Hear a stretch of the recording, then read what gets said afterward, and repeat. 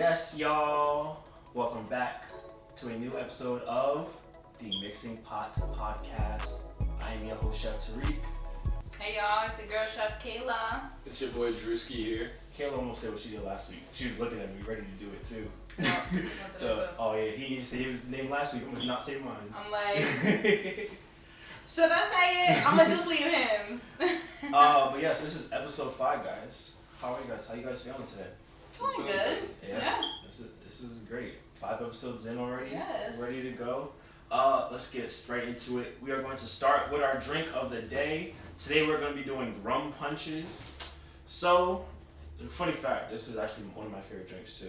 Rum punch when I go out. It's like one thing I always get. So we're gonna start. Rum Punch. We're gonna start off with. Wow. This is why I got up. Okay. This is why I got up. So I didn't do it next to the roadcast like I did last time. Right, okay. But we're gonna do 1 ounce of dark liquor, and I'll go into what the dark liquor is. We're gonna go 1 ounce. Oh, actually, I lied. We're gonna do 2 ounces of each, but I'm sure mix like I normally do. 2 ounces of white rum and 2 ounces of dark rum. We're gonna go 1 ounce of grenadine.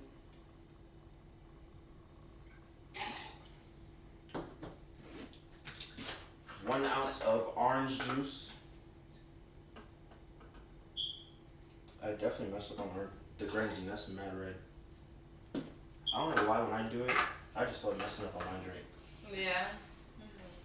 The little razzle dazzle on each Razzle one. dazzle. I mean, Drews and I look pretty similar. Yeah, y'all look I good. like this drink. I'm not even gonna hold I you. haven't tried it yet. I'll never finish my drinks till the show, but like Last week you did. Last week you did, and Last you week about you to did. this week that shit too. was busting. Does that mean, Tarik, are we being bad influences? Oh my goodness, you starting to drink? I'll keep.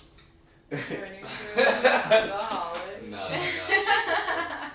I added 1 ounce of cran mango juice, half an ounce of simple syrup, homemade as well.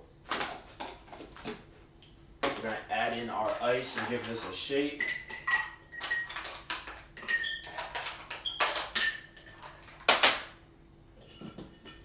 I also poured it into the wrong goddamn. Just thinking that too. Honestly, that's okay. It works out.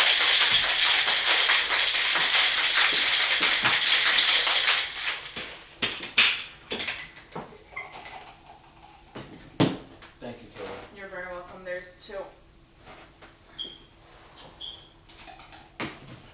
So I have a question real quick. Yes. Why are you straining it like that? Why? Yeah. Yeah, You there's could've- no pulp. It's just juice. Like I mean, you want to give it a nice shake so everything's mixed in together, and plus you don't want it to be like foamy on top as well. Okay, but it's juice. Like wait, no. What? What I was trying to ask was why you're using the strainer. The strain I was using just so, I didn't get much of the foam in there. That's all. Okay. The foam makes more sense. Cause I mean, open like, that cup up right now. Let me see that cup. I'm just thinking There about. better be foam in it. No, I messed up on dry. So there's no foam in there? But when I made y'all, no. So you but when I made strained y'all, nothing. You strained out some ice, the Hey, same yo. ice you could have used in the glass. Yo, you put some. What is that we're shit? limited on ASMR. ice too. Right. Really doing it for ASMR effect. The- Look, That's see, the ice when I cream. get yelled at because I don't want to do it, but now we do This it. man, Okay. this man doing it for the asthma effect. That's crazy. This guy said asthma effect. That's what it is. That's what it is, right? That's what you call it. I mean, you don't want to say ASMR all the time. It's too long. Just asthma. Okay. We're also gonna squeeze I wish in. y'all could see my face. I mean, you kind of could if you were watching the video. We're squeezing in some lime juice as well, and then we have a garnish of orange wheel and 2 cherries, and that is our rum punch for today. Okay. Loving it. There you guys have it. Awesome. Yours looks a little more red. Yeah, because of grenadine. I'm supposed to put half an ounce of grenadine. So Okay. yeah, cheers. Cheers, guys. Cheers. Cheers. Look at this one. Cheers. He's ready to drink. Crackhead, little cracky. Yeah. Mm.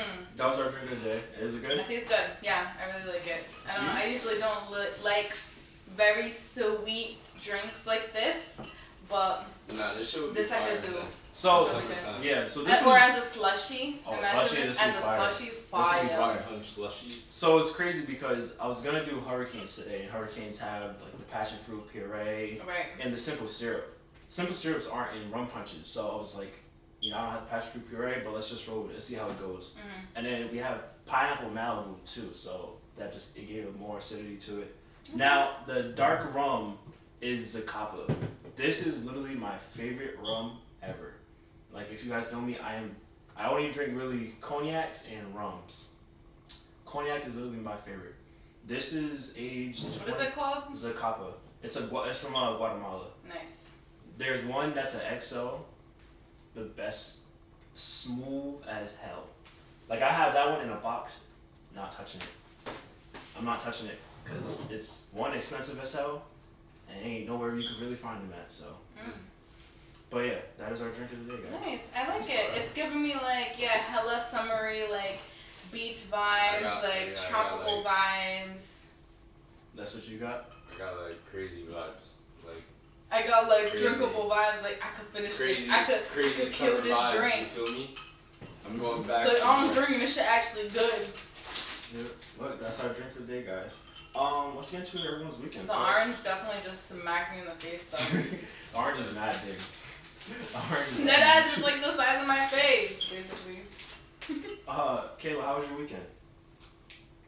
This guy is coming. My weekend was good, y'all. Honestly, there wasn't too much going on. What did I do? I was mostly at home. Got a lot of organizing done, cleaning and stuff. Actually, yeah, just been chilling, planning stuff out. I had a meeting today with Zara. Went really well. We're trying to plan some things out for this year. Yeah, pretty chill. Nothing too crazy. You ain't do nothing out this week? I don't think Like, so. chill. I haven't really been like going out and doing anything. Just really staying at home and doing stuff for myself, you know. Yeah. All right, there we go. Yeah. Drew, what'd you do? The most memorable part of my weekend was watching, and bro, this movie was actually pretty fire. 2 movies, I would actually say. One would be The Menu. Mm-hmm. That movie is shout out to Charles Cameron. He knows who I'm talking about. Shout out to I seen the Charles menu. Cameron. The menu's really good. But yeah, The Menu is fire, and bruh, that new Puss in Boots, Oh, you watched You it? watched I'm it? supposed to go watch it with my little sister. bruh, you're gonna enjoy yourself. I'm telling you, because me and Kiana watched that shit, and we were like, yo, and the ending gives away like what's gonna happen next type shit, and it's gonna be another Shrek. Another Shrek is coming. So. Oh, Wait, that's is that not a cameo in there? Yeah, like So you just spoiled it? it's not a cameo. You don't see nobody, but like it literally. You don't see nothing happen. They just It insinuate. just shows. It Spoilers just for everyone shows. who about to go watch the movie. Goddamn, Drew. Damn, like we were supposed to do spoiler alert, right? Yeah, spoilers. Spoiler alert. But anyway, yeah, the movie was great. I mean, Perfect I didn't movie. say too much, but Exactly. you just said And that then- Shrek 4 is coming out. What is it like? 5. 5? Yeah, I 5. think it would be 5. Because I didn't see the 4th one, but yeah, it's 5. And The Menu. The menu was fire. Yeah, I like that. That movie Did you was see crazy. it? Did you see it? You guys I see it? didn't, but I wanted to when it came out. That movie was crazy. It's on HBO Max. Yeah. HBO really be having some fire stuff. And what else did I do? Bro, I really just be watching movies. Like, Just movies. I've been watching more of that show. I finished another season. Into the Dark. Mhm. How many seasons are there? The's 4. Damn, look I at know. you, Caleb. Actually There's watching 4 TV. seasons. Each episode is about 40 minutes to an hour. And there's like, I think there was 11 episodes in the first season. There's 14 episodes in the second season. I just started the third season. I think I'm like 3-4 episodes in, maybe. Is that a Netflix version? I think so. No, it was on Hulu. CW. CBS. Oh, CBS. I think. What? CBS. I think so. Hey yo, what? Hold on. Let me look it up. You paid for the CBS streaming service? No. I have Paramount. That's why I watch Champions League on and NFL. I've been watching Big Brother like the last few days. Bro, that show is a classic. Why are you staring at me like that? Because I'm asking, Kayla. I'm sorry. I'm just saying. Oh, the CW. Sorry. CW. Yeah, that was the original network. Now what is it on? It was shot in Toronto. Now what is it on? I'm watching it on Netflix.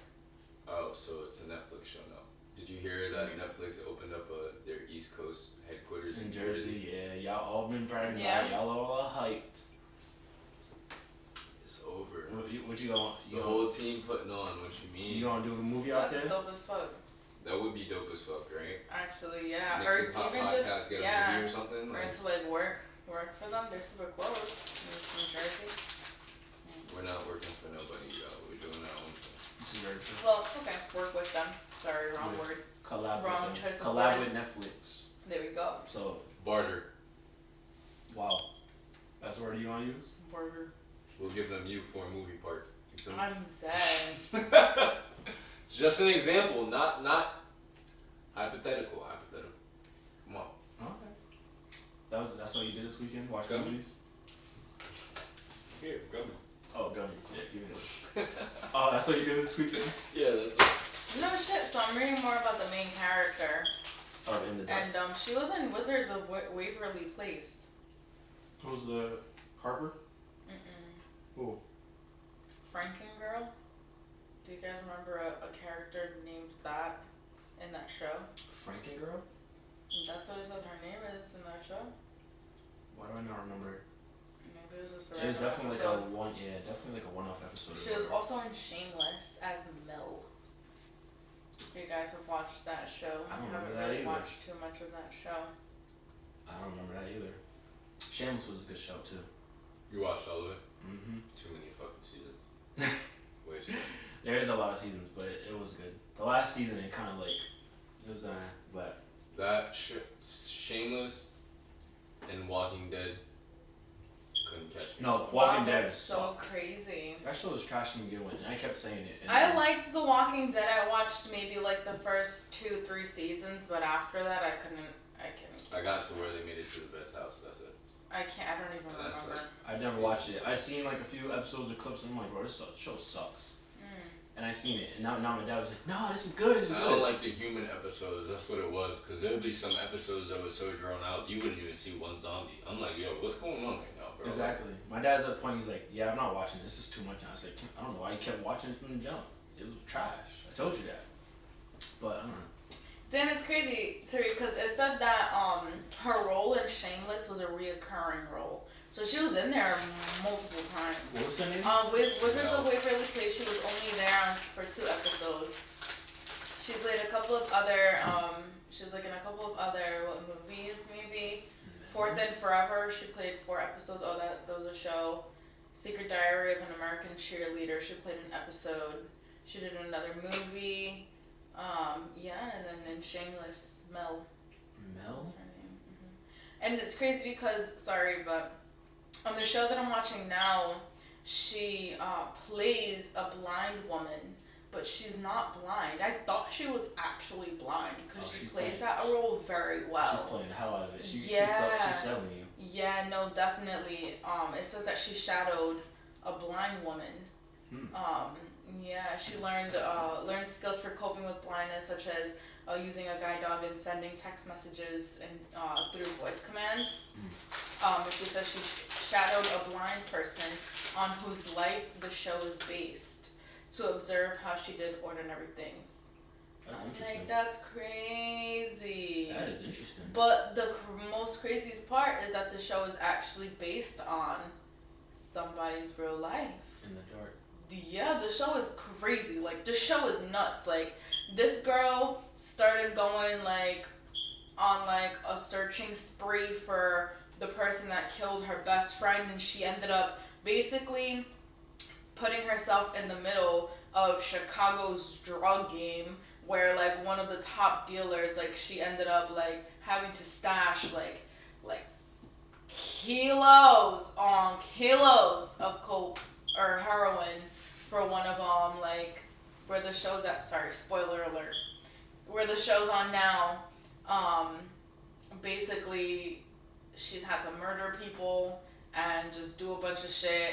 Her and her friends fled to Canada, but they have to go back because her best friend was kidnapped by the last person that like Spoiler the last alert. dealer that she was dealing with. What year did the show come out? Show came out in 20 wait, it says 2019 to present. Oh, okay, yeah. I was gonna say, hey, it must have been out for a minute though. But Yeah, it's been out for a minute. yeah, It's crazy, right? yeah. It's a good ass show. They really killing mad people on there, murking everybody. Like, her best friend about to die. I'm like, fuck. Cause like the thing is with the second and third season, the first episode or like maybe like the second episode in, they gave like a teaser in regards to what was gonna happen at the end of the episode, and obviously it's like somebody dying or something happening, but it's like you don't know what it is. You know what I mean? That's what you into? Yeah. That's what you like to watch? I mean, I just started watching it and it hooked me in. It didn't do it the first season, but they did the second and third season. You don't like to watch like Antique Roadshow or nothing like that?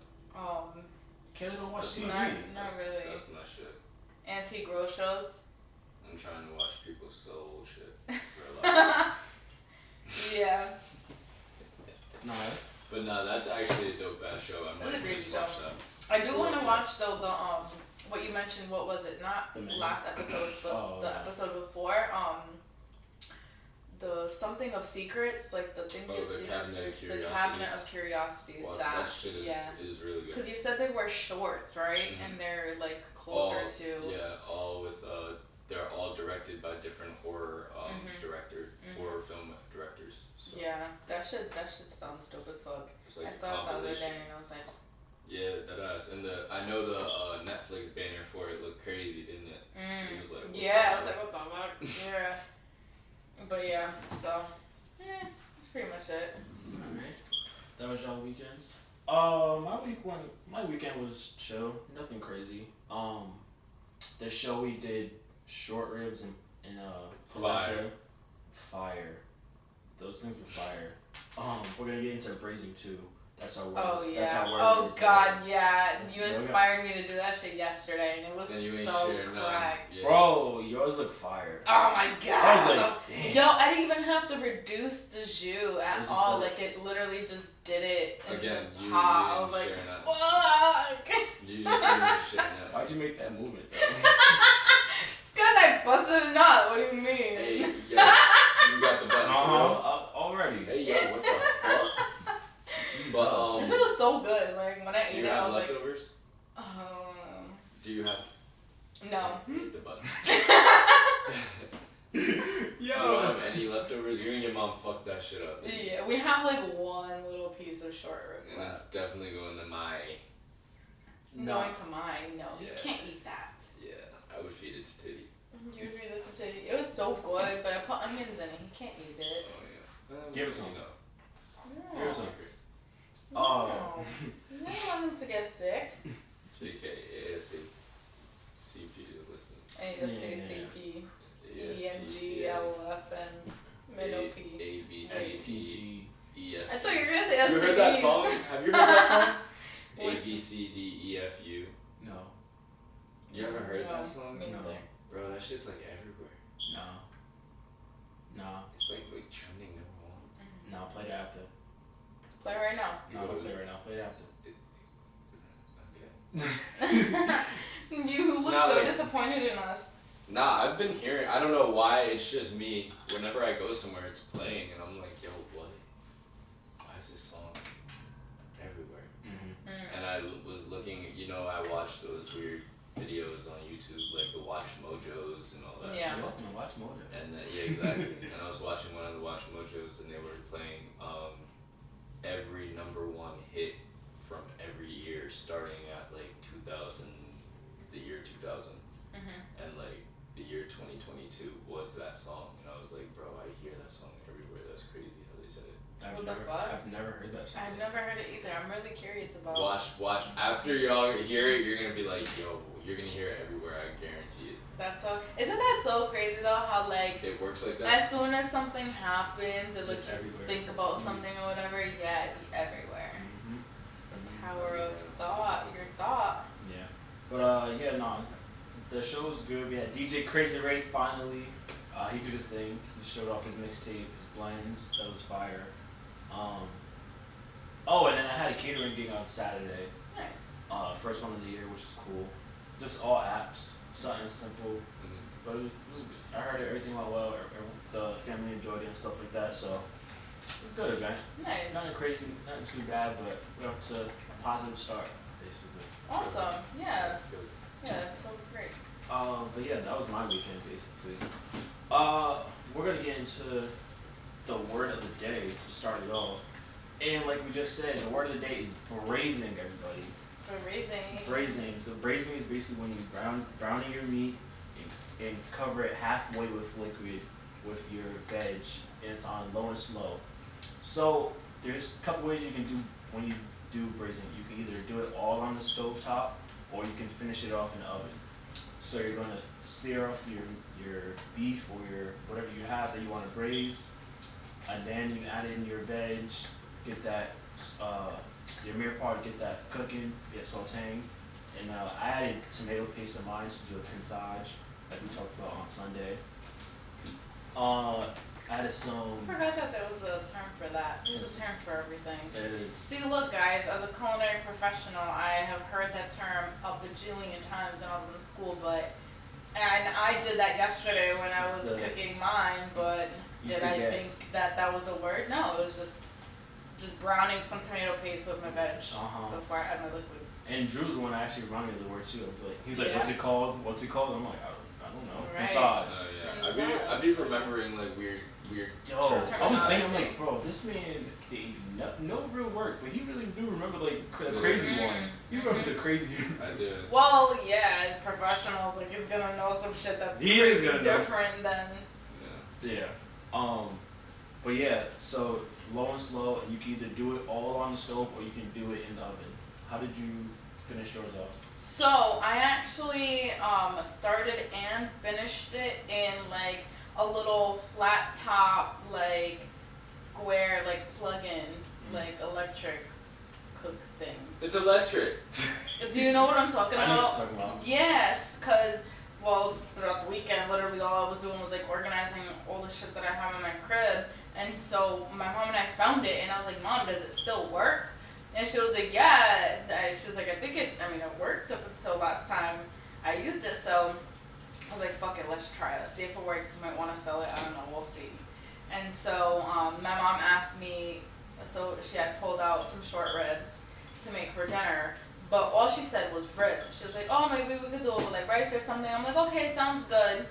When I look at it and I open it when I was about to start cooking, I'm like, wait, these are short ribs. I was like, I'm gonna braise the fuck out of these. I was like, yes. And then I was like, you know what? Let me test out the little thingy. Just kill two birds with one stone. Yeah. So I ended up doing that, and the way I did it was I turned it all the way up so that I could brown my meat at first, get some really good color and get a good crust on the meat.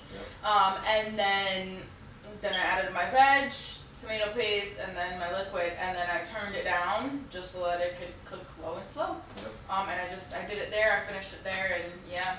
I did a braising method this weekend. Oh yeah. What'd you do?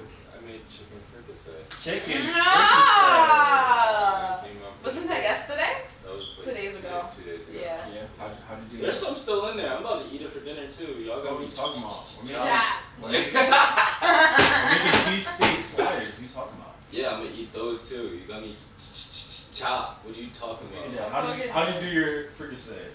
So I took my bone-in chicken thigh skin on. I got my pan nice and hot.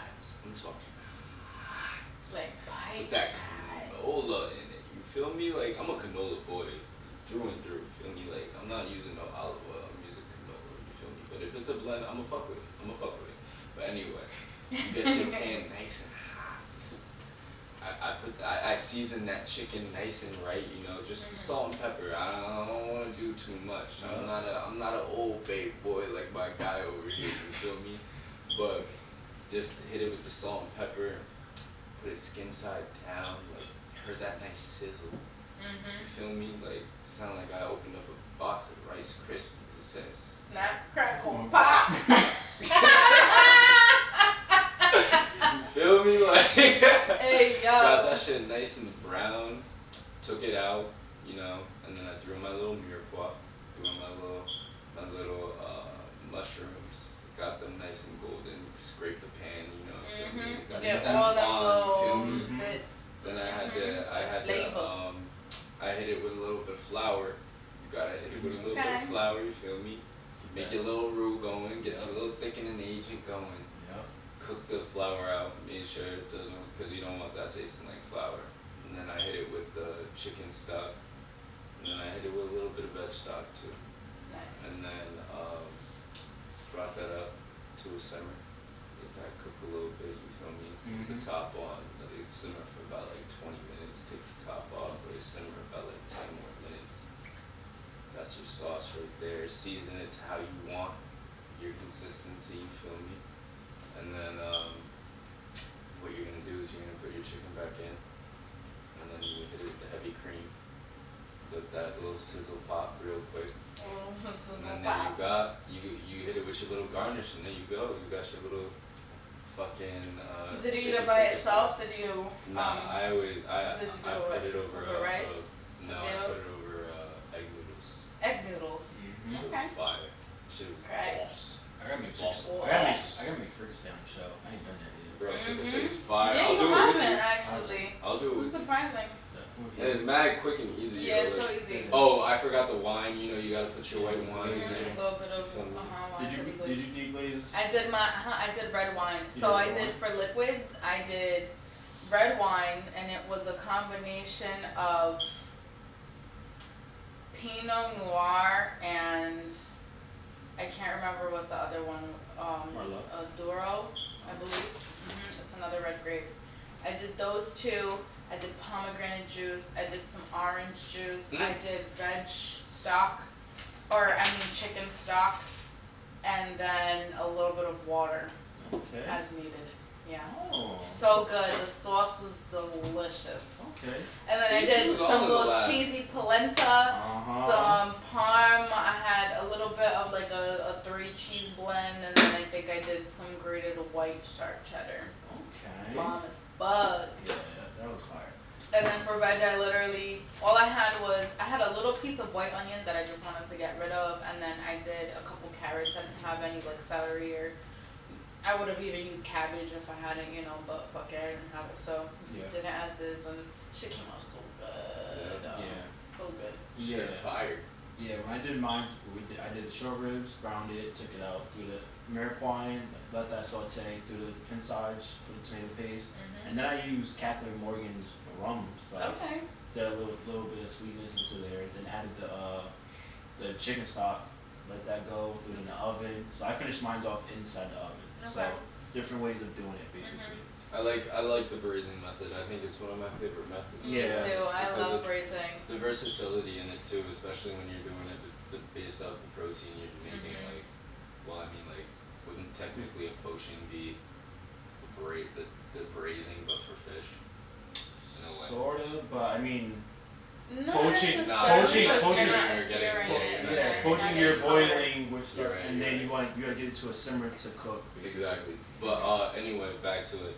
It's just cool how you can do it, like based off between what you guys did this past weekend and then the fricassee. It's the same method, braising. Like we still had to get the fond, we still had to make that, throw that mirepoix, get that cooked down. we still had to have our shit simmering and like to a certain point where it's like fall off the bone and like.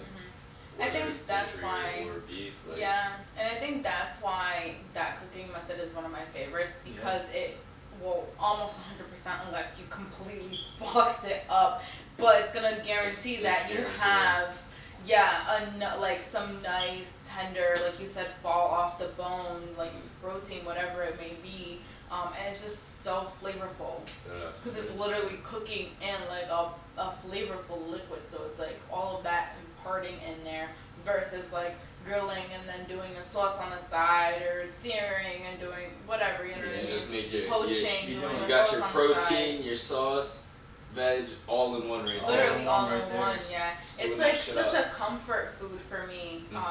You know, especially coming from Hispanic backgrounds and Caribbeans, you know, just like literally we do it with chicken all the time and it's not necessarily fricassee because we don't add like heavy cream or anything like that. But yeah, guisado, exactly. That shit is fire. It's literally just stewed veggies with chicken and it's so good. You serve that shit over some white rice and the white rice soaks up all the flavor of the sauce from the chicken and the veggies and it's just so like literally comfort food. So Kayla, you actually said one word in there, stewing.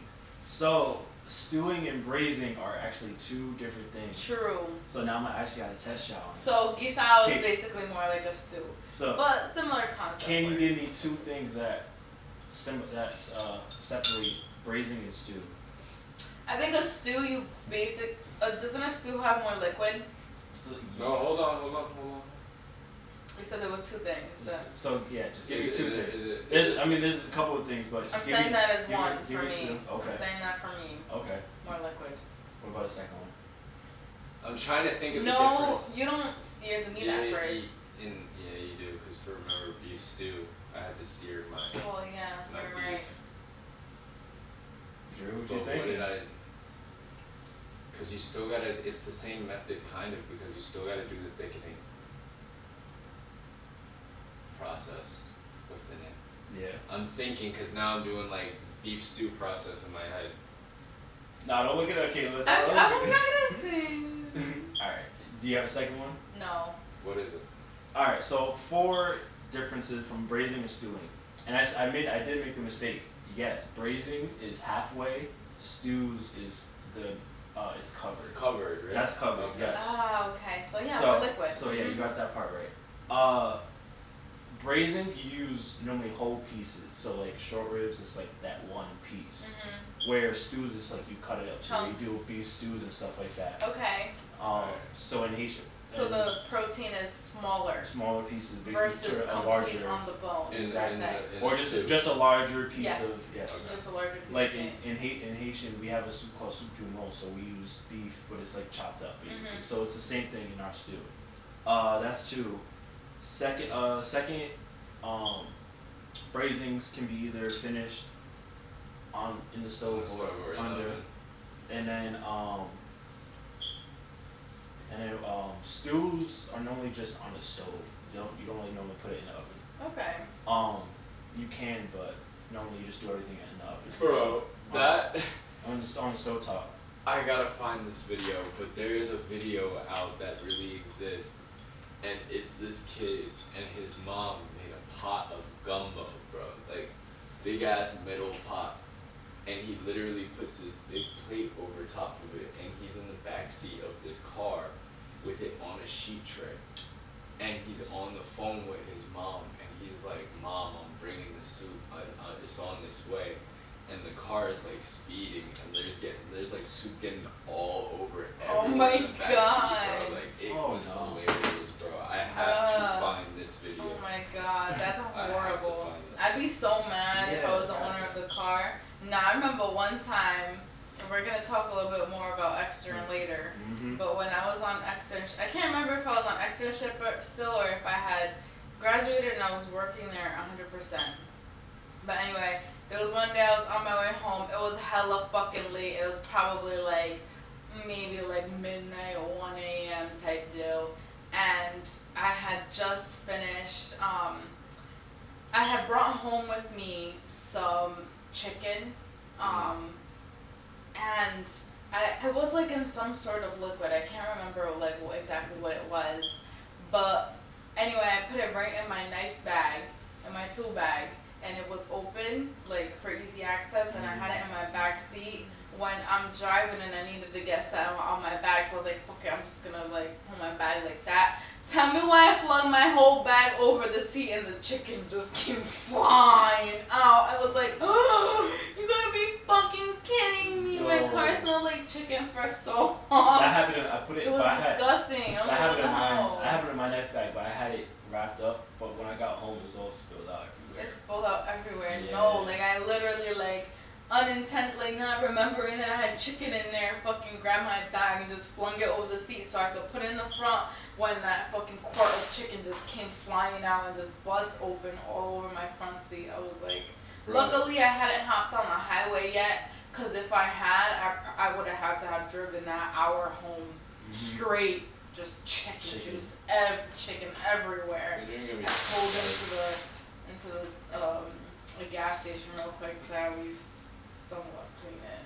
So before you go, the last tip on the differences, the sauce for braising is strained where stews aren't. So you normally would have your veg still in it, basically.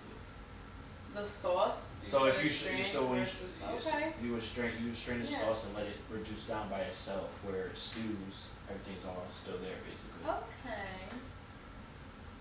Sure So I basically made stewed. I basically made stewed short ribs. Well, instead I of do- I mean, no, cause I mean, you could. I mean, on the show, yeah. on the It's a show, combination. yeah, it's still a combination. Cause I mean, on the show, I just ladled some sauce in a pot just so I can finish up whatever. Yeah, so. of course, yeah. And I did a slurry, which is cornstarch and water. And just Oh let yeah, it I was watching at that point. just so I can let it thicken up, cause I didn't have that much time. I was like, alright, we gotta go. So. Yeah, exactly. Yeah. But yeah, that's braising basically. Yeah, I cooked my shit for like almost 3 hours, I think, yesterday. Yeah, I had mine to like 4. And it was like back and forth between like while I was there finishing everything, it was like high heat pretty much. I lowered it down a little bit, like obviously all the way once I like got everything in it. And then I got it on a setting where it would like turn on and bubble for a little bit, a couple minutes at a time, and then it would like cool down. It was more like holding, you know what I mean? But like I literally just kept it on that setting for like a good hour and a half, maybe 2 almost, yeah. Mine only took an hour because it was poultry. Yeah. Chicken, Yeah, So it was sure. like, doesn't take that long. Yeah. But it was fall off the bone. That shit was Oh, he's fire. so good. Yeah. Oh my god. Yeah. You just gotta make sure the most important part of braising though I feel is you have to make sure you sear your protein, bro. Like Yes. make sure you Yeah. get that fond on the I bottom guess of I'm that. really one good way- on That that. is the flavor, that's the magic, that is the reason why you are making this delicious dish. Yep. And also one tip on that: make sure your pan is super hot. Let it be smoking if it needs to. Like let it just go. Let it be hot. Add that oil and then add that protein in. Your protein. Also a good tip too with cooking with oils or butters, if you combine like butter and oil, it's better. Yeah, it is. When you're searing because it's a higher smoke point. Yes, that is very So true. that's one tip. And you get like so the thing with that is like to go deeper into it, butter, because it has a fat content to it, will get more brown because of Maillard effect, which you should make that a word. Reaction, exactly. And put so that in our notes. but so because of that combination with the oil, it brings it to having a higher smoke point so that you can cook the meat for longer and get it to a really darker color. Because if you were using just butter, that should Just burn right away. Exactly. And not beurre noisette. just like that. That means burnt butter, basically, or brown butter. Bro, they taught us all that stuff. Literally.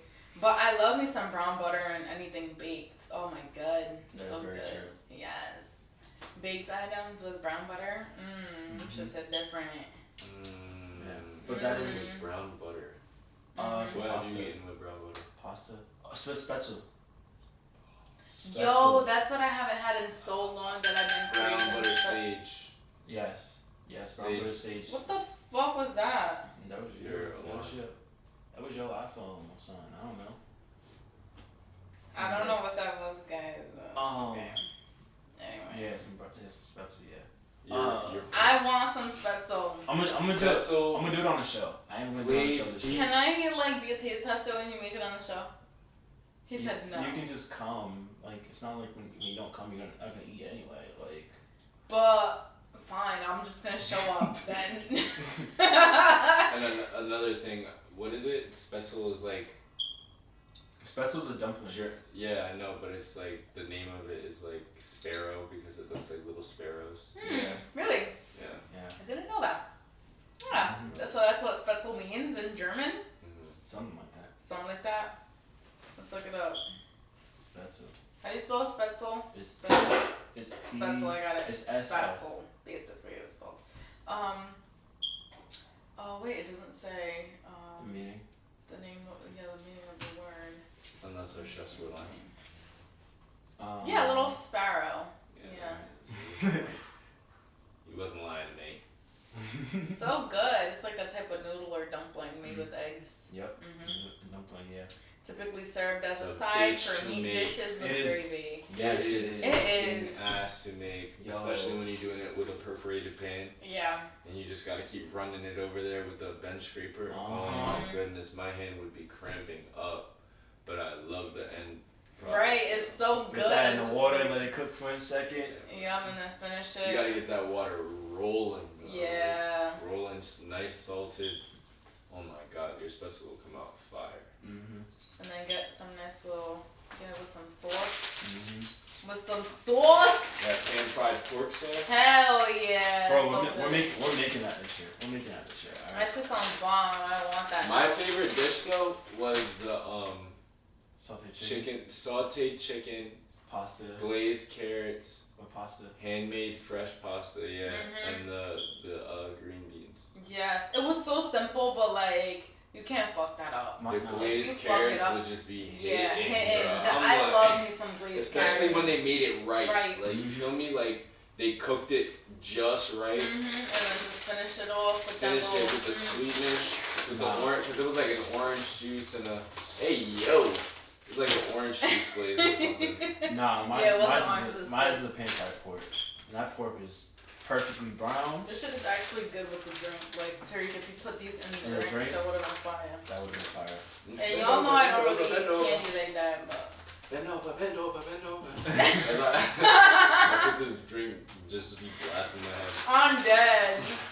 Not me, but I start shaking my ass right now. Bend over. That's be busting, yo. That is our word of the day. And the claw that should be hanged. Jesus. Kayla, you need to hit it with some spirituality after that. Ooh, okay.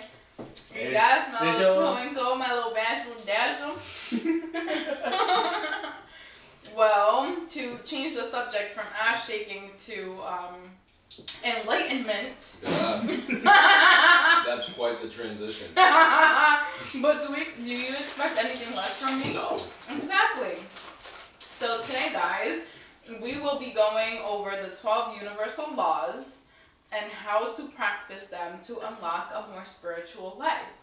So this is going to be part 1 of 2, just because there's so many. So I'm just going to kind of break it up.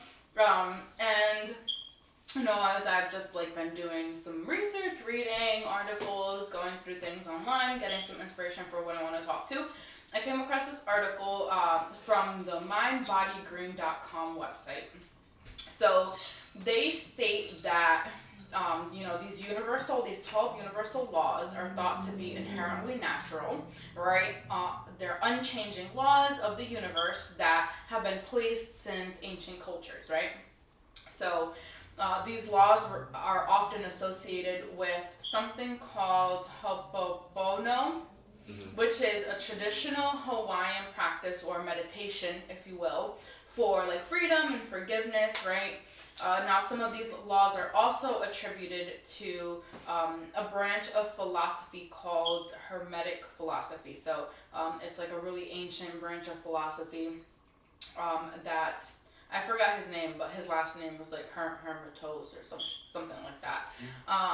And so Herman Toast, you said? I don't know, something like that was his last. It was like the beginning part was the same. Obviously, that's where they got it from. But so the overall theme of these laws are about mastering your life with love and joy, because essentially that's really how we should all be living, right? I would think, and if everybody kind of worked a little bit better in combination with each other, was able to communicate and express love to other people, I think we would live in a much better life, and pretty sure you guys agree with me on that. But so anyways, just getting right into it. So the first law is the law of divine oneness. So this law basically highlights that all things are interconnected with each other.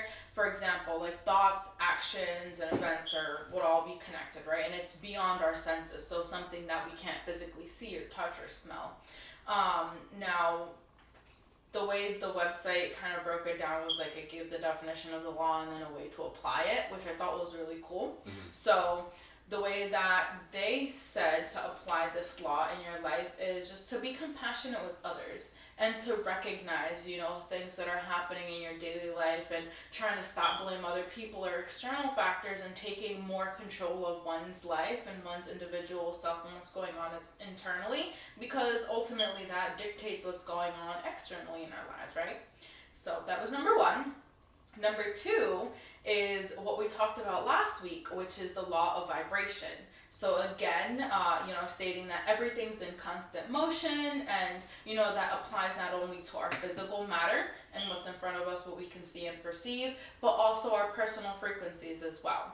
And a way to practice this would be, or to apply it, would be, to do things like the spiritual healing. So how I've mentioned before, to practice yoga, do like sound bathing, practicing meditation, doing Reiki.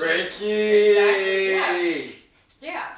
Drew loves that word. Yeah, he does love that word. He's like, yes, I know what that means. But so, okay, so going into number 3 is going to be the law of correspondence. So this basically is stating that there's patterns that repeat throughout the universe, right? And I'm pretty sure that's a pattern that will never end. I wish right? your cat would have ate it too. Look at you. He would have been like, the fuck is this? Just put that shit out real Yeah. quick. So funny. But yeah, so law of correspondence, patterns repeat throughout the universe, and personally, our reality is basically a mirror of what's happening inside. So literally what I just said, our outside world is a reflection of what's happening inside. And honestly, like that concept like blows my mind sometimes, all the time, and like I'm pretty sure like it's something that's very difficult for people to grasp. But I feel like throughout the last couple of years where I've been like becoming more in tune with myself and just taking time for myself and kind of alleviating all of that destruction on the outside and really focusing on what's going on internally, I'm able to be more okay with it and understand how I'm kind of a part of it and how it works in conjunction with my life. But anyway, so a way to apply this law of correspondence would be, to remember, I'm pretty sure you guys have heard the saying, it's happening for you, not to you. Mm-hmm. Yeah, I hear that all the time. And, sometimes personally I do struggle with that as well, because sometimes I'm just like, what the fuck? Like, why did this happen to me? And then I'm just like, well, actually, like, all right, so this happened to me for a reason. Like, what was that reason? What was, like, the thing that I had to learn, or what I had to, the experience that I had to go through to make me a better person. So again, it's basically just to reevaluate your situation and ask what it can show you about yourself, or kind of what you require like healing from to be able to move from that point, right? And kind of going hand in hand with like what we were talking about earlier, kind of what was going on, it works basically the same way, if you think about it like that. Like when you were telling me in the car, I put it together, I'm like, oh shit, like it's basically it. So number 4 is the law of attraction. Now this is, I feel like, the one that's the most talked about, that everybody kind of sees on social media, this, that, and the third, right? So it's basically used for manifestation, and it basically just says that like attracts like, right? And you get what you focus on, which ultimately, you know, if you believe what you're seeking is possible to attain and you're doing it with good intention and love, like, you're gonna see that. That's what manifestation is. That's the law of attraction. You know, it's kind of goes hand in hand with again, like how I was talking about magic not too long ago. Like, if you have, sorry, there's just a noise that I hear and I was just like, what the fuck is that noise? Drew, what's going on your house? That's your fridge? Oh. Oh. I ain't never heard that noise before coming from your fridge. We gotta change locations like Future said, you know what I'm saying? There's some crazy things going on over there. Deadass. So there's nothing first? I don't know. I don't know. I ain't never heard the fridge do that before. Can you guys hear? I want No, It's to fading no, now. it's not. I probably can't No, hear you it. can't hear it because it's not doing it. It's not close. No, Yeah. you're good. Okay, so anyway. It's gone now though, right? You can No. hear it. You can hear it. I can still hear it. You can hear it a little, but It's So okay. it wasn't my house? we don't know. It was your house, clearly. Hey, yo. Alright, but anyway, so it basically connects back to law number 2, right, which is the law of vibration, where, you know, it's important to learn how to vibrate at a really high level, and just a level that, you know, is attracting what you're seeking. And so a way to apply this is, you know, to focus on what we want, and to focus on what is positive versus what we don't want or what is negative, right? So just bringing more of that positivity into our lives so that we're more continuously revolving with that. And then going into number 5 as the last one for today is the law of inspired action. So, you know, again, relating back to this last law of attraction, it basically talks about, you know, taking real actionable steps to invite this thing that we want into our lives, and goes hand in hand with what I said, action plus intention equals magic. That's what magic is again, you have that thought, you're putting in the steps to do it, and you get the final result, which is what you initially wanted. And so a way to apply this last law would be, you know, just to often, my notes. It's for, okay, so applying it, you know, just thinking about this and taking these steps as often as we need to get to that point where we want to be. And, you know, a lot of times, some of these actions, like I feel like sometimes we don't necessarily know what these actions can be, which is where, you know, like, keeping in tune with your creativity and your inner child and being able to meditate on certain things comes into play, because all of these, like, you'll start to get more inspiring thoughts and ideas about what you want to do and what you need to do to be able to get to that point. So it's really just coming more from within, and again, slowing down, getting quiet, and just creating a space internally to find that guidance within you to be able to lead you on.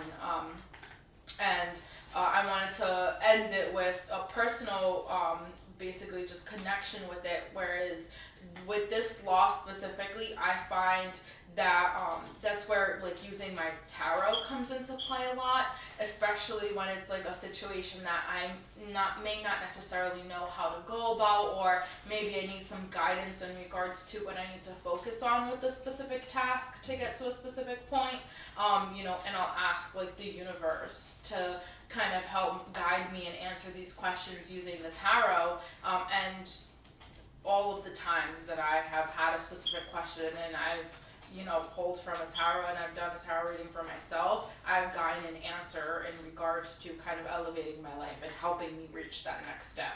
Yeah. So yeah, just using that and meditation to kind of guide me through my life. So yeah, just the first half of some of the laws, the natural laws of the universe. Natural laws of the universe, nice. And part 2 will be next week. Yes, part 2 will be next week. And there's 12 steps. It's 12 universal laws. 12 So laws.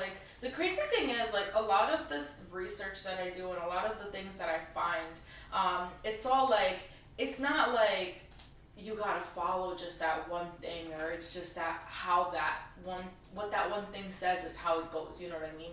So like how I mentioned earlier, these are 12 laws that I got from this one website, but then I went into the Hermetic philosophy a little bit as I was doing this research, and that philosophy basically is 7 laws. It's only 7 laws that this very ancient prophet said that we should live our lives. But the majority of these 12 laws all have something to do with those 7 base laws, you know? So it's all basically like based on old like findings, old readings, etc., old philosophy, just kind of extended a little bit more and goes into depth a little bit more. Yeah. That's interesting. Yeah. You got anything for me? Ricky! But nah, that sound got really. I'm still trying to figure that out. That's what got you. I'm just like, what the hell? Because what resonated with me was when you were like, I ain't never heard your fridge do that. Right though. Like, me either. Just tell them the truth. Me either, because I ain't never heard change that locations. That's what I thought it was. I thought it was someone flying a drone or something. But whatever. Anyway. Yeah, that's our Speaking of drones, we have a little conversation about that for after. Okay. Ooh. Okay. We got some business on drones and second unit. Maybe. Well, we're closing out of business. It's like, no, Ooh. Okay. he said, ooh. I like that. Drew, what's the word on the street? Word on the street. Oh, my fault. Yeah. Deadass. Thank you, Little John. Thank you. So. Nah, but these gummy worms are tight busting with this I drink. know, we're all literally about to kill the whole bag. Oh my god. And I don't know you can't be like that. Word on the street. The FAA has suffered a security breach. And actually, it's not a security breach, but it was a system power outage. And they had to halt 1,600 flights nationwide this morning. This morning? And They had to- they're currently, yeah. Wait, they they're had to do currently what? still going 1,600 flights nationwide. Oh, They had to stop shit. and cancel because of this system failure. Oh So shit. until they figure it out. They ain't no flying. Exactly. Nobody going nowhere. So that was the most major event. Also, I wanted to stem off of that. A lot of this stuff, like it's been the topic at work, but I know a lot of people who are traveling to like Mexico and stuff like that. But Mexico is What's happening in going Mexico? through it right now. Really? They just arrested Chapo Chapos Jr. El Chapo Really? Jr. and they're rising up. No The shit. cartel is not like it. So they arrested him, released him, then arrested him again. So it's like now it's like, alright, what are y'all doing? You know what I mean? But yeah, so everybody's waiting to see what's unfolding there. They also invaded a resort with civilians. And yeah. What the hell is they're going on? It's like war down there. So Yeah. gotta watch out, man. But yeah, I know my chef was telling me like one of his friends canceled their whole trip to Mexico because of this. Really? And they're like, yeah, well, we'll be on the resort. And then he was like, well, like, did you hear this morning they just invaded one? And it's like, oh, Well, psych. cancel that. Right. I'm not gonna be there. Literally. I mean, I wouldn't want to go. It would be either. just my luck too. Like, what am I gonna do? Right. Well, this is some movie shit. Like, That ass. That would really be some stuff that would happen. You just That chilling at the ass. pool, having a drink, and all of a sudden, freeze, get down the corner. What? Not even freeze get down, but Just shoot. these motherfuckers just start shooting. Or they take you and fucking just blindfold you and kidnap you or some shit. Like, you better get under that water. Dead ass. I can't You better go swim. I swimming. can't swim. So I I'm can't dead. either. I'm dead. They gonna see See, y'all we in that dying. pool. I see you in heaven, Tarik. Cause I know I'm going to heaven. Look, I got a place up there. Don't worry Facts. about it. Alright, Drew. Facts. Bro, I am holding my breath under that water as long as I can. Y'all got me chopped. My mother paid for lessons. My dad tried to, I just couldn't do it. So. Oh my god, that's so funny. I actually asked my mom the other day too why I never took swimming lessons when I was little. I'm good. And she goes, "Cause you didn't want to go." I was like, "Why didn't you force me?" Like, now as an adult, I need to know how to swim, and I don't fucking know how to swim. Yeah, it is. Because you can't. Tarik, yes, it is a very critical life. We are called the ocean state for a reason. Like, at any point, our state of Rhode Island could become engulfed, correct, with water, and we should know how to swim. Yeah, that is very true. But and I'm gonna hope that by the time it does happen, I'm gonna be on the other side of the world. So won't catch me here. Yeah, caught up in a volcano or something. Tarik's just gonna keep trying to run. Bro, Keep trying to run from Mother Nature when it's all around you, bro. Global warming is real. We are dying. Midwest. The country is the state. Get The sucked up in a twister. Earth is dying. You're That's right. your best chance. You're right. Go to Chicago now. I'm calling the gangbangers. No, Chicago. I'm good. I'm talking about the Earth is dying. You talk about let me flee to Chicago. Look, we either gonna die from global. We either gonna die from global warming or something else. I'll take my chances. Dead ass. But yeah, that's the word on the street, Drew. Yeah, that's pretty much it. Word on the street.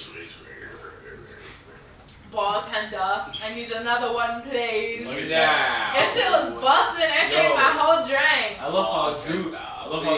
So good. You were the first one that started. He started drinking it before the show, and he's not even done with yours. Dead ass. My drink off. Took my drink off, bartender. For what? For you not to finish it? Face I'll ass. leave a tip. Make sure it's extra good. No cap. Yeah, right. Drew probably like, here's a few pennies. Brush your teeth morning and night. At least 3 times a day. Also brush them in between meals. That's your tip. I'm fucking dead. Okay, I'm Kevin like, what is this McAllister. man's talking about right now? God, that's Home Alone too. I'm like, what is he talking? What is he even go. saying? It's Why funny. is he elaborating? Nah, that is one of the funniest scenes. He was just like, nah, the second time when he came back, and then he was like, oh, no, I don't need a tip. And he was like, no tip? Okay. And had mad bread in his hand. He was like, no. That shit was Actually, I lied. That Can I get ass. that, please? I need it. Yeah. Our topic for today, guys, we are talking about our externships from school. Yes. But first, I want to actually go into this restaurant that is closing down, Noma, which is a 3 Michelin Star restaurant, or was it 3-star Michelin Star restaurant? It still is. It Still- will it's still- always be. it's Noma still- will always be a 3-star. It still is restaurant. until they close. So basically, they're closing down, and a lot of people have basically complained about their wages. So basically, what it says in the New York Times that a chef spoke out, and it was like, well, someone spoke out and was like that citing what the culinary juggernaut called an unstable model. It's a model that has recently come under scrutiny for its reliance on unpaid interns and cheap labor. Noma has started paying its intern, and they just started paying it in 2022. Noma opened in 2003, so for about 19 years they weren't paying anybody, their interns and stuff No like that. shit. Okay. For how many years? So for about, say like 19, now I don't know when they first got interns, but since when they opened in 2003 to 2022, they weren't paying interns. So, quick question. Where did you get this article from? I'm on today. Okay. Because yesterday I also read an article from Bon Appetit. And, you know, that it caught my attention because it said Noma was closing. I was like, no shit. But the headliner was saying fine dining is unsustainable, right? So, wait for this. It just says that the Copenhagen restaurant is that defined an era of fine dining, announced it will close its doors for regular service in 2024. But so it says there's supposed to be closing, and then they're gonna be they'll be hosting occasional pop-ups and transforming into a full-time food lab. I was like, I thought that maybe they had gotten to a point where they realized, this is the really end how unsustainable fine dining is, but not necessarily because of employees speaking out, because that kind of turns everything where they're using, or they could potentially be using this guise as, oh, just this food is unsustainable, where really it's because they're not paying their employees. Yeah, or it could be honestly a lot of both. Both, like, ideally. We understand Michelin Star restaurants, or restaurants that want to get to that point, like, you have to be pristine, so it's not. Have to pay your people. Yeah. Yeah, it's not. I wouldn't say they would want to cut corners, but they're doing everything for themselves to be at that top where they're not bringing everyone else with them. So Right. they just expect you to be there, basically. It sucks because, even like the price of food is so expensive nowadays.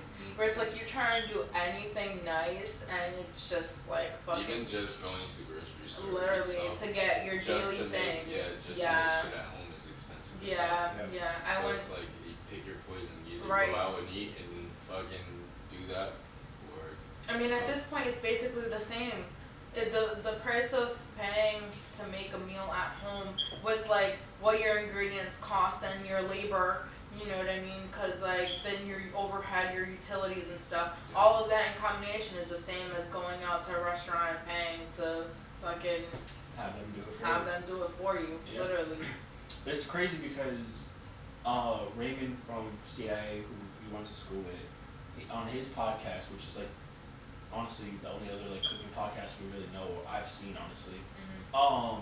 But I seen he put like a post up and he was talking about it, and like had his opinion, and I like read a little bit. I was like, no more, really? I was like, damn, that's crazy. So then when I looked it up, it was like they weren't paying interns. That's the first thing that caught my eye. I'm like, well, that could be our topic for today, because we all had our interns and externships. We all have our stories from there. So that's why I was like, well, this would be a good time to probably talk about it. I like that. Drew, start us off. How was your externship, and what did you think of it? What do you think? What are your thoughts from it? Number one mistake I made was picking some place that I stayed. So there's a difference between staying someplace and working at someplace, and I found out when I picked where I stayed at when I went down to Orlando with my mom. It was the Orlando JW Marriott Orlando Grand Lakes Resort with Ritz-Carlton. It was like connected, both of them in one big building. But they had like 7 restaurants, I believe, inside. One of those restaurants were Melissa Kelly's Primo, and they had another contemporary restaurant, Whisker Creek. It's like a lot of innovative stuff inside of there. But when I arrived, I also had Chris with me and Eli. Shout them out. They also took the ride with me through the Marriott experience per se. But it was pretty grueling, I would say. 10 days straight. What was it, like 10-hour shifts? Like, they were not playing with us. Did they pay you? What did you? Well, we were getting paid like $10 an hour, $10.50. Trash. Like, we were in Florida. Now, did you guys live there? Yeah. Did you live on premise? No, we had to have a house. It was an employee. Yeah, and like my mom. Well, so what we were doing was my mom was in charge of like where we were staying because she was in contact with the lady. And what we would do was out of our paychecks that we would make, we would pay the rent and stuff like that, and just give it to me, and then I'd give it to my mom. She'd pay. And it was like we were workers. We were literally there, employees. We had our own punching card. We had our own names on our jacket and everything like that. Every day you would have to walk to the like dry cleaning place where the ladies would like literally be pressing and stuff. They give you your jacket. If you had a certain number, you tell them your number, and and in the background it's just a bunch of jackets, a bunch of uniforms just on carousels, bro, just crazy. But yeah, 10 days straight, no days off, like, and then they gave us 1 day. One We day. got 1 day off, and then it's like, all right, back to work. But by the time we came back to work, they had a set schedule for all 3 of us, so it's like, all right. But what sucked was like sometimes we would have different days off, and it's like, all right, like, what the fuck? Hey, Two we're of us doing are our off. fun. Yeah, two of us are off, but one is going in, and like I was the only one down there with a car, so like I was the main source of transportation. So even if I wasn't on, like I would still have to drive one of them to work. You know what I mean? But it was cool. How far was the drive from where you guys were staying? Everything in Florida like 40 minutes apart. Yeah. Yeah. I fucking hate that shit, bro. Like Florida, cool ass state. The only 2 things I hate is how far everything is from each other and the 30-minute required rain shower every day, bro. And you can predict when that shit gonna come. Yeah, it's like you smell it. So Yeah, literally. You're just like, Yes. alright, let's stand here for like 30 minutes till this shit passes over. It's annoying as hell. Oh my But god. yeah, it was just, yeah, it was what, about like 35 minutes? Okay. I would say. No, that's with or without traffic. That was, I want to say with traffic. Okay, Without that's not traffic, too bad. It would probably be like a solid 20-minute 20, drive. 25 minutes without traffic. Okay, that's not too bad. It's not too bad, but it was just Florida, bro, and it's Yeah. like, everybody's driving like the fucking speed limit is like 95. Everybody's Right. flying, bro. I'm like, bro, I'm Better gonna crash die. my shit. Dead ass. You better die out here because somebody I'm from else. New Jersey. I'm just like, yo, look at all these people flying by Flying. me, right? That's so funny. Oh my god. Yeah. Okay. But it was cool. It taught me a lot of stuff. What was like your most favorite thing? My most favorite thing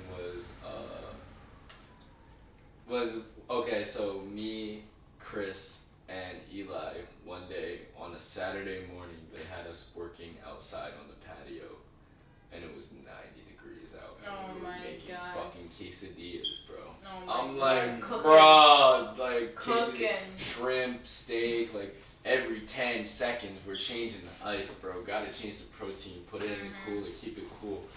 These people don't want no damn fucking quesadillas out 90 degree weather, bro. Like, come on, you just got us out here roasting because we're That's the what I'm interns, saying. Cooking. like, Y'all were cooking. bro.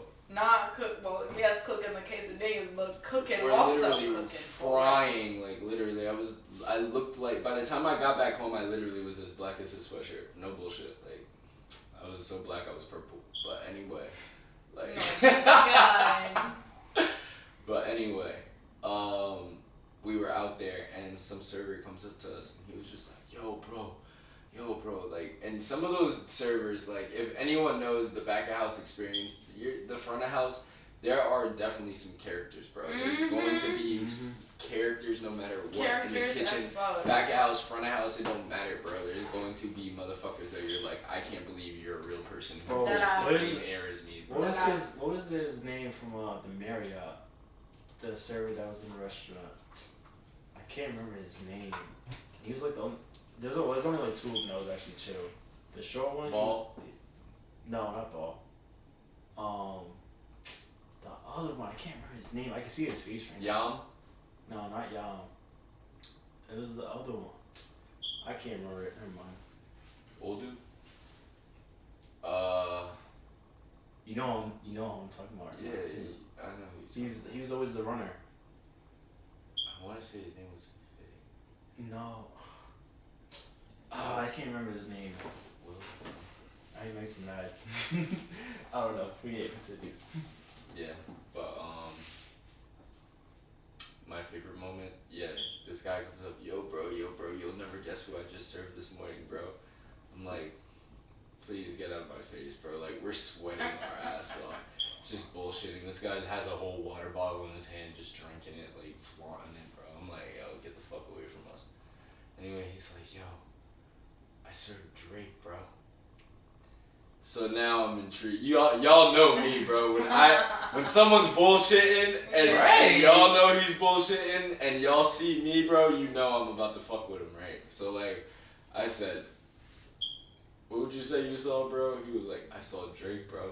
Like, I literally got a call at 7 a.m. as soon as I clocked in this morning, bro, for a bottle of Grey Goose to the room. I forgot what he said. But he said he went up there. He didn't even really want to go. He said he took the Grey Goose bottle and went up there. Knocked on the door. Drake cracks open the door. This dude smells weed. And he sees 2 girls in the background, like, literally giggling and laughing. And Drake opens up the door. Supposedly takes the bottle of Grey Goose. Tips him 100. So then I said, yo, like, okay, so like, where's the 100? He's like, what do you mean? I was like, you said he tipped you 100. Like, where's the 100? Like, show me the 100 so it's the proof. He's like, bro, just believe me, bro. I'm fucking dead. I'm dead. So you mean to tell me? Right. You don't got the 100 to prove it. Like, yo, I was so tight, bro. Whole it's story hot. full You're bullshitting me. up. I'm Just roasted. fucking with He's like, get out my face, bro. I'm dead. You drinking water in my face, like, bro. Ooh, you know it's hot out here, man. Stay hydrated, like, fuck you. So that was your favorite moment? Yeah, that would have to be one of my favorite moments because it was a real, like, bonding moment, I think, with Chris and Eli. Because we was just both all out there just roasting, like, and Eli's like, yo, this shit fucking sucks. And I'm like, yeah, Aw, bro, like, dude. Chris is just like, you know, Chris, Uh-huh. just chilling, bro, like, still smiling, dying, literally melting alive, Literally. just smiling, bro. I was like, yeah, so these funny. kids are cool. That's yeah. crazy. Cool. My externship, I was at Boca Raton, the Water Astoria in Boca, Florida. I was literally, like an hour away from you? Yeah, It was we about went to go an see hour- Tarik, I It remember was that. like Yeah. an hour and a half away from Drew. Now, Drew saying he had a car. I didn't have a car. I had a bike. Mm-hmm. So when I got down there, it was like 2 weeks. It was 2 weeks on the resort, and then we had an apartment. But when I got down there, my roommate wasn't there yet. So, and by the time when she came, my 2 weeks was basically up. So I had to stay like a few days in a hotel, and then I stayed at like one person I met down there that was from CIA. She was like, "Yeah, you just stay with me until the apartment's ready." So then once the apartment's ready, we went there and stuff. But it was like 45 minutes there and back on my bike every single day. And bro, when I tell you that bike was a pain, I had popped tires like every 5 weeks. Mm-hmm. Someone stole my seat I remember that story. in the resort. Horrible. I'm People are in- fucking horrible. I was in banquets doing this great stuff I'm learning I wanted to do. I'm putting to use now. Mm-hmm. I walk out into the garage. They didn't steal the bike seat. I was so tight, yo. I text Laura, she's over there laughing on the phone. I'm like, bro, it's not funny. No. Bro, I'm want to scare them, like, yo, y'all didn't see nothing? Right. Cameras in the cat? No, we didn't see, there's nothing. Like, I'm like, who steals a seat? Yeah. Bro, I walked it all the way to the damn bike shop and tell my roommate to come get me. Bro, doesn't it suck when, like, the joke is on you? Right. Bro, I hate that shit, bro. Bro, this really sucked. Oh my god. A quick example, bro. There was this one time we went off to Sonic, bro, and I literally got this, I forgot what milkshake it was, but it was like one of those special milkshakes. And I got it, and literally, the chick grabs it, gives it to me, and I grab it by The top and the top but popped like, off. but like, it was good when I had put it in the cup holder. Bro, we're about to pull off, yo. I'm on the highway of all fucking places, bro. And I'm like, yo, let me drink some of this real quick. I want to see how this is tasting. Grab that shit, bro, and drop it all in the car. Oh no. Every last bit came out, like literally cherry, whipped cream, all the little cake bits, all that shit, bro. All in between the cracks, the crevices, like in the gear shift, like. And Kiana is having a fucking ball, bro. No, she my is God. dying, dog. And I'm literally so heated because I'm like, bro, I know this shit is just gonna suck to clean up. That ass. And it's everywhere. And she just thought that was the funniest thing in the world. And like, if I was in her shoes, I would have been pissed at myself. So it's like right. I can't even be mad at you, cause. But yeah, continue. Yeah, that was the bike lane travel situation, which sucked. And then the rain, and then when I got caught in the rain on my bike, it sucked so much. What about the lizards? The lizards out there was crazy. Oh, the lizards. The lizards, yo, they used to be flashing, and you would see them like, oh snap! I'm way on the sidewalk, like. They were big. Yeah, they were huge out there. Oh shit. They were huge out there. No, one time I'm riding my bike and I can like see the skies after work, and I'm like, all right, I gotta make it home at least. Make it home. And I'm pedaling. I'm like halfway. I'm looking out. I'm like, yo, don't rain. All of a sudden, it pours. I'm sick. I get in my house, take my clothes off, about to get in the shower, look outside, it stops raining. Oh my god. I'm like, you couldn't wait 5 minutes. Come on. I was like, Literally. The universe was like, yeah, no. Yo, it's freaking You gonna take this today. That ass though. But what you know, see. Right. What you know, see. Yeah. But besides that, I think I did enjoy my extern though. Like we did banquets. I did saucy where we did stocks and sauces and soups and stuff like that for the hotel. I did the restaurants. We did Passover, like, and that was dope. Like, there was chefs from Vegas that I met, which were really cool people and stuff. When you said you guys was roasting outside, that's the first thing I thought of. Literally, we're doing a party out there and just beaming. I'm on the grill with someone else. That Florida sun is no joke, bro. Yeah. That Florida, it don't matter where you are spending your summers. If you are in the South, bro, you are roasting. And it was the springtime too. Oh, it wasn't summer yet. I'm like, why is it this hot in April? Yeah. Literally. I mean, like, I think, like, banquets was my favorite part because, like, we did mad, like, parties. Like, we did a party for the Lexus car company, and it was 1,000 people. Wow. Like, the first day was just, like, lobsters and stuff like that. The second day was just a plate up, but it was like, bro, I just served 1,000 people. That's crazy. That was dope for me. And then we did a party. There was one we did a party on the beach, and it was like, this is crazy. Like, this is the stuff I really want to do. On the beach? Yeah, we did one on the beach. And that was when I was at their like seaside one, whatever. But that was like 10 minutes away from the hotel. But like, I don't know. I did enjoy mine. And then when Drew came up to see me, that was dope too. So I don't know. That was my externship. Now, when I was in Italy and we did our internship, I didn't enjoy that as much. Why not? One, because I think like the first 12 weeks when we was in classes with each other, it was so much easier because we had our chef who just taught and we actually learned everything. When I got my internship for 3 weeks, I didn't do anything. Like we barely cooked like that. And I was at Electrolux, which is basically like a company where they sell like high-end equipment. So like, they had like fryers, you press a button, the baskets lower and raises and stuff like that. So they did showcases for companies. But this was a time where like, it's their off season. So the chefs are in the office doing paperwork, and me and this other kid just sitting around doing nothing all day. Literally. But it's like 5 days a week where like, well, we gotta eat, and they're like, they wouldn't give you. And that was in Italy. This is in Italy, and it was like they wouldn't give you nothing. It was like there was nothing to do really. So it was like, even if there were, it was like, okay, like they were like, well, I mean, you'd be like, well, I can do it, so I don't really need your help. Right, both of them.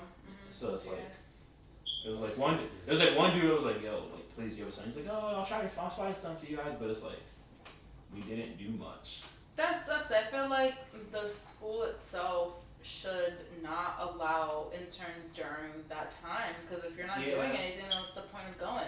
And I heard from people that was in my classroom, they're like some of their internships like kind of sucked too, like they didn't really like have fun. Like that was probably like the worst part of the trip and stuff like that. Well, you didn't get to like choose where you went for this. We got to choose. Like they had like people coming like, hey, you know, we could do this and stuff like that. So we got to pick, but it was limited spots at like places. So like you had to kind of pick fast. So I mean, I chose mine. I was like, all right, I'm good. I'm not doing nothing else. And like It was cool. It was fine because it was Monday to Friday, so I had the weekends off, so I got to travel if I wanted to, like do whatever. Like and like they paid for our hotel and they paid for us to go out to eat every night at like certain spots. So if me and this kid wanted to go out somewhere, we literally had to like 2 days a week. Like, all right, let's go to this next one. Like we had everything on the menus. Yeah. For free. So it wasn't like we weren't paying. Like that stuff was cool. Right. It was just when we were working. The actual work itself lacked. We didn't Universal experience. Like it sucked. Like when there were like some things and we like actually got to be hands on with stuff, it was like alright, it's fine, but if we're standing there at 8 in the morning till like 3, 4 and we're just not doing anything.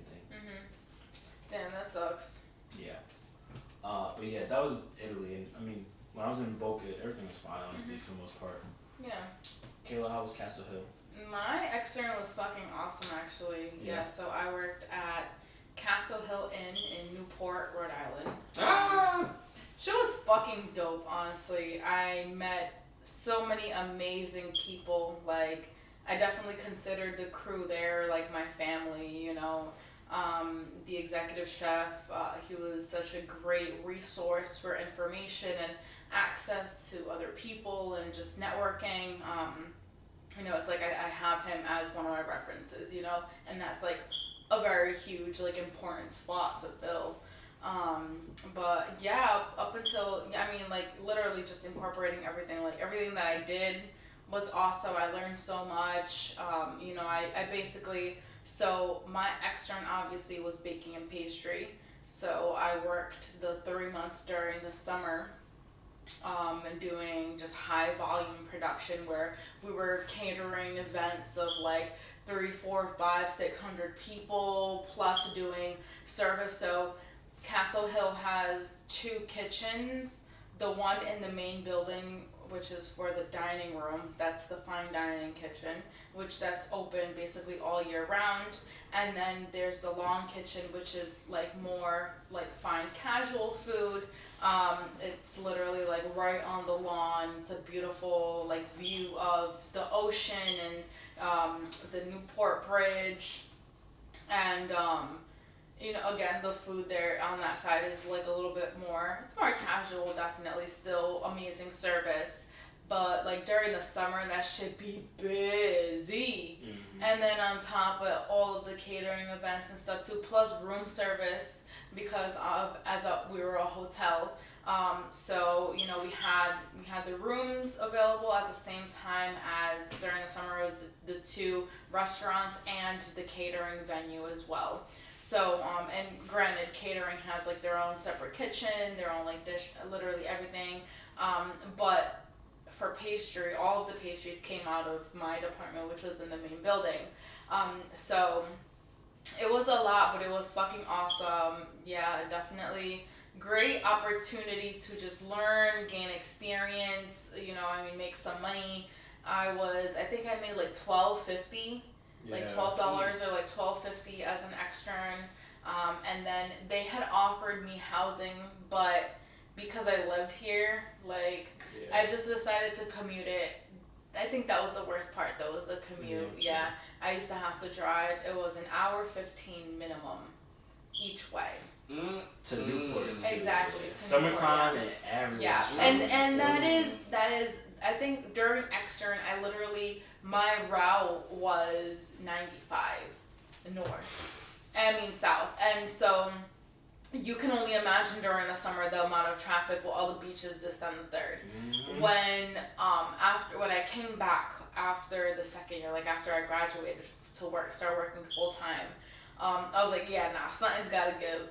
So, cause that drive was basically about an hour and a half each way, and so I was like, yeah, let me find another way. I ended up finding, like through Fall River, through 195 and kind of cutting through there to go down into Portsmouth and then get to Newport. But even then, that's an hour 15.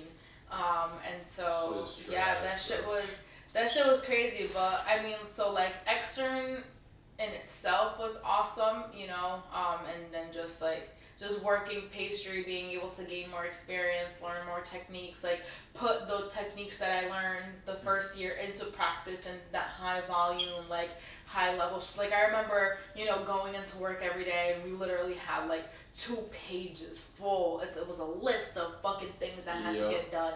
And it was, like a crew of whatever, 4 or 5 of us maybe at the time.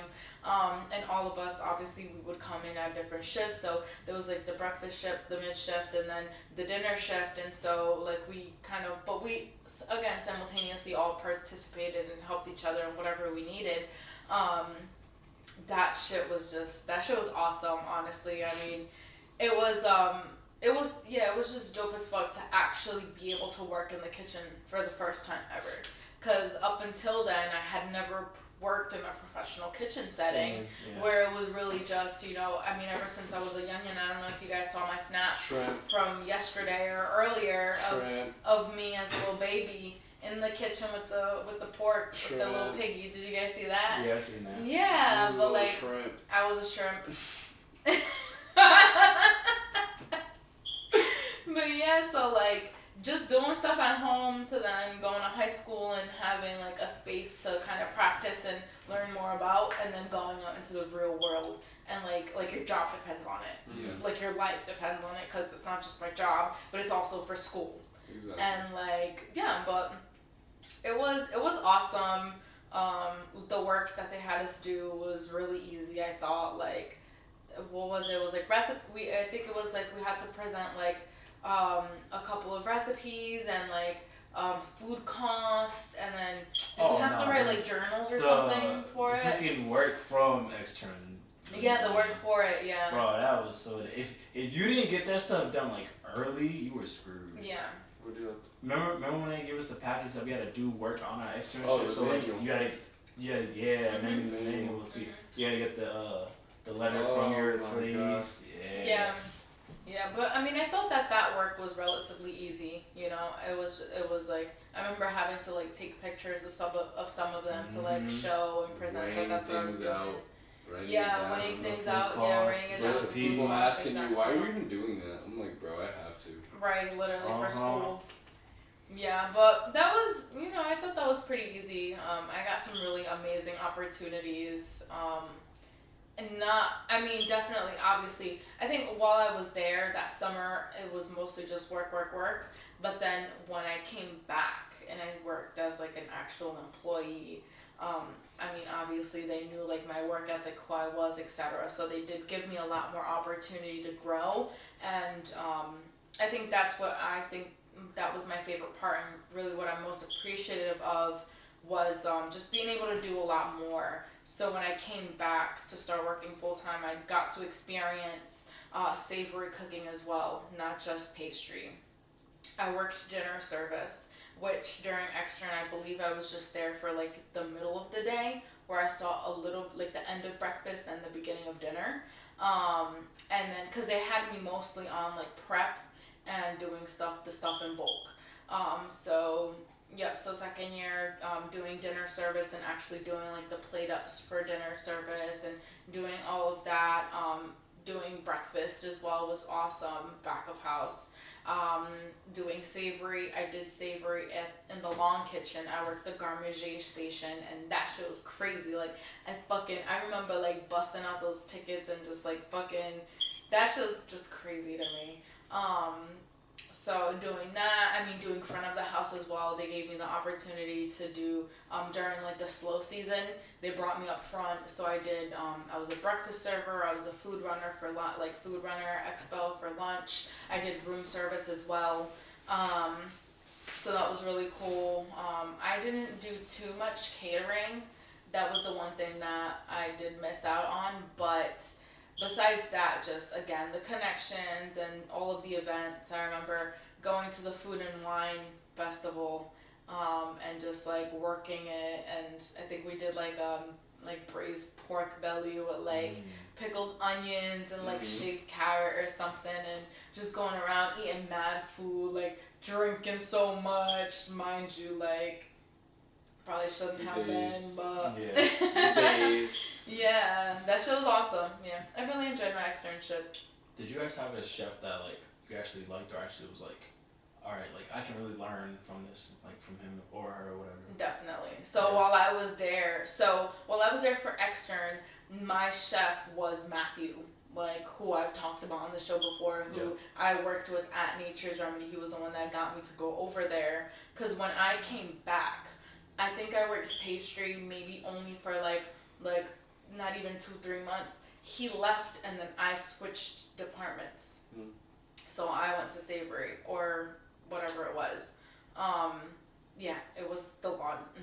But yeah, he was. I mean, he was like my favorite person there. I mean, granted, all my coworkers, like shout out to Emily, to Hilda. Those are like the OGs from Castle Hill when I was there. They were basically running pastry with Matthew. And then after that, I met one of my really good friends. She ended up being one of the pastry chefs there for a while. She now moved on. Charlotte, she was awesome. And then all of the savory chefs as well, the sous chefs, just everybody's just so fucking dope. Yeah. Everybody was so cool. Yeah, everybody was very nice to me. I do have to say that. Yeah. Drew, do you have a chef that you like? No. You know. Oh, my guy Chavy. Chavis Mall. If I didn't mention him, he'd be like, yo, you're just selling kids. Yo, Chavis, I miss Chavis. Deadass. I met Chavis, in 20... What year was it? It was 2016. 2016, so 2016. It was full time. No, external was 2016, and I met him because he was the supervisor of the cold side of the kitchen. Because it was like a whole operation, so like hot side would do everything from sauces to like proteins, and then we would do all the salads and appetizers and stuff. And they threw Eli and Chris on the hot side, and I got put on the cold side. But like, literally took me under his wing, taught me what he could. I'm not gonna say everything, but he taught me what he could and what he knew. So I'm really thankful for that, and to this day he's one of my mentors. So love that. Yeah. Shout out to Chavis, yo. Chavis Small. When I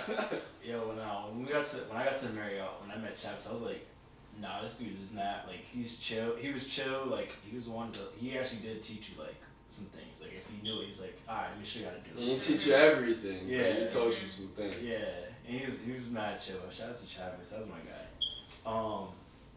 I had a chef. I can't remember his name, but I did have a chef when I was in banquets, and again, just like what Chavez did, like he taught me banquets. He was like, yo, like, I mean, and all the chefs in the banquet side did that too. Like it was like, all right, this is what you do here. This is how you do this. Like some random tricks. Like they was showing me. I was like, oh snap, I can do that. Okay, but like organizing the walk-ins for when you have parties and stuff, doing this. Doing the high volume stuff that I want to do, so it's like they all did it, but just the executive chef on that side, he was like, "Yo, this is what you, like." He was like, "Yo, like you're here, we're gonna teach you stuff." So I can't remember his name, but honestly, everyone in that banquet was all dope. So, but Chavis is. I wish I had Chavis. Yeah. I wish I had Chavis, but he's cool. I ain't gonna bad mouth Chavis. He's cool. He's funny. He just be pissing me off when he don't link. Like he'll always be like, "Yeah, I'm gonna pull up. I'm gonna pull up." Doesn't pull up. I'm dead. Or we'll pull up at the most inconvenient time. Be like, "Yo, I'm out here. I was out there, bro. Where were you?" Like, I'm dead. Chavis, what's going on? Chavis, you need to come on the podcast, bro. Chavis needs to come out of. I think he's still in Memphis. Is he? He tried to get me out there. I'm like, hey, bro, I can't do Tennessee, bro. That's not me. Tennessee is not me, bro. Have you ever been? Yeah. Yeah. What part? As a child, Memphis, I went. Okay. I had mental breakdowns, and to this day, I will never return. Oh God. Not the return. mental breakdowns. Yes. Wow. Were you supposed to be like on vacay or something? Yeah. Oh God. On vacay with the family, and they. It's a long story. Just childhood trauma. Yeah. That's all it is. Right. More childhood trauma. Is it hot in here? Starts hyperventilating. It's like that. What did you say you had earlier? Hypoglycemia or something? What did I? Oh, You I was said like, I'm hypoglycemic. Actually, no, I'm anemic. You were like, what, bro? I was like, bro. That ass. What are you even saying right now? But yeah, Travis Mall. Yeah, but that's our topic for today, guys. That's our internship, our externships. I used to like when people say, "Oh, where'd you go for intern?" Like, my externship, because that's what we call that CIA. I'd be like, what? I'd be like, I got paid. I got paid. I don't know about y'all, but I got money.